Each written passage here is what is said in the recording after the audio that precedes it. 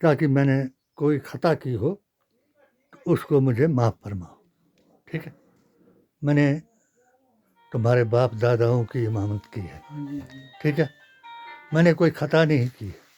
اگر میں نے کوئی خطا کی ہو تو مجھے معاف کرنا. ایک خطا میں نے کی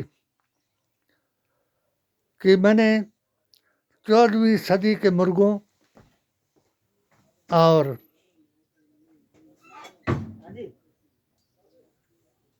سیاست کے گرگے ہوتے ہیں زبردستی کچھ کر گلا گھوٹی کر بھائی کر. اور 14ویں صدی کا مرغا کس کو بتایا تھا؟ آقائے دو جہاں رسول اللہ صلی اللہ علیہ وسلم نے جب آپ کو مسئلے میں سے کہا کہ لوگوں تم پر ایک ایسا زمانہ آ جائے گا جب میرا دین کبڑا ہو جائے گا. کبڑے سے مراد کیا ہے؟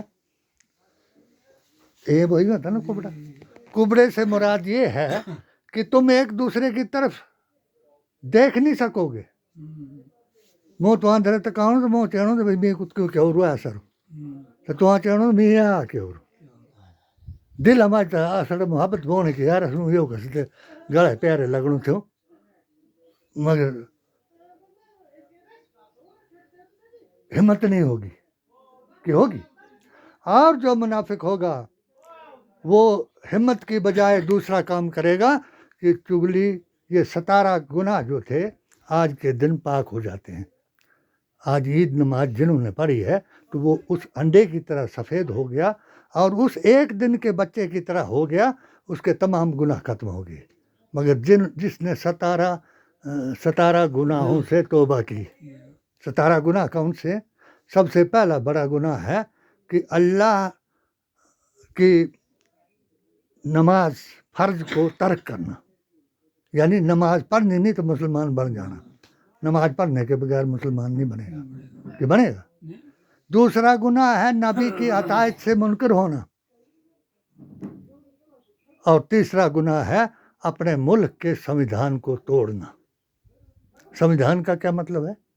کہ جو تم پر حکومت مسلط ہے اس نے جو قانون بنایا ہوا ہے اس قانون کو نہیں توڑنا. اگر وہ قانون تمہارے دین کے قانون کو توڑتا ہے تو اس کو توڑ دو. ٹھیک ہے یا غلط ہے؟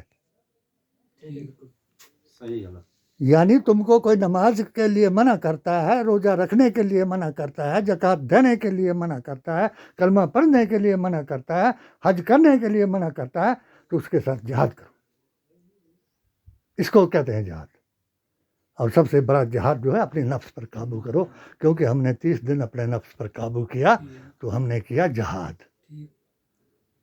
پیاس کو روکا، بھوک کو روکا، سب کو روکا. اور ایک دن قیامت کے دن وہ چیز کام آئے گی جس نے نبی کریم صلی اللہ علیہ وسلم نبی الاولین ہیں، رحمت للعالمین ہیں اور خاتم النبین ہیں. ٹھیک ہے، وہ آدم سے لے کر کے کلکی اوتار تک جو ان کے 18 وید پران گیتا گرنتھ اور قرآن میں ہیں کہ وہ اشٹ گن یکت ہیں. ان کے برابر نہ کوئی ہو سکے گا نہ ہوگا. ان کی بات کو کوئی جھٹلا نہیں سکے گا. جو جھٹلائے گا وہ قیامت کے دن بھی خنجیر کی شکل میں اٹھے گا، دنیا میں بھی خنجیر کی شکل میں چلتا رہے گا. آپ نے فرمایا کہ اے لوگوں، کہا جی آپ کی اطاعت کا مطلب کیا ہے؟ کہا میں سجدے میں چلا گیا اور آپ سجدے سے میرے سے پہلے اٹھ گئے تو اللہ تعالیٰ تمہاری شکلیں بھی بدل سکتا ہے. ایک اسباب جو تھا بڑا نزدیکی تھا، حضور کی حدیثیں لکھتا تھا، ہر بات کو لکھتا تھا. اس کے دل میں بسوسا پڑ گیا کہ وہ پڑھ کے چل رہا تھا کہ میں دیکھ تو لیتا ہوں کہ سچی گل ہے کہ جھوٹی گل ہے. اس نے کیا کیا کہ حضور سجدے میں تھے اور وہ اٹھ گیا، اور اٹھ گیا تو جیسے اٹھا اس کا شکل جو تھی وہ خنجیر کی ہو گئی. اور اس نے اپنا یہ پرنا جو تھا وہ اپنے منہ پر ڈھک لیا اور کانپ گیا اس کا شریر. حضور نے سلام پھیری اور اسباب نے پوچھا یا رسول اللہ یہ ہمارا جو اسباب سب سے خاص تھا اس نے اپنا منہ کیوں ڈھک لیا؟ کہا اسی سے پوچھ لو. تو اس نے منہ دکھایا سب کو تو وہ خنجیر کی شکل تھی. اور اس شکل میں اللہ تبارک تعالیٰ نے لو لو لو یہ بھی لو، کیا بات ہے جی.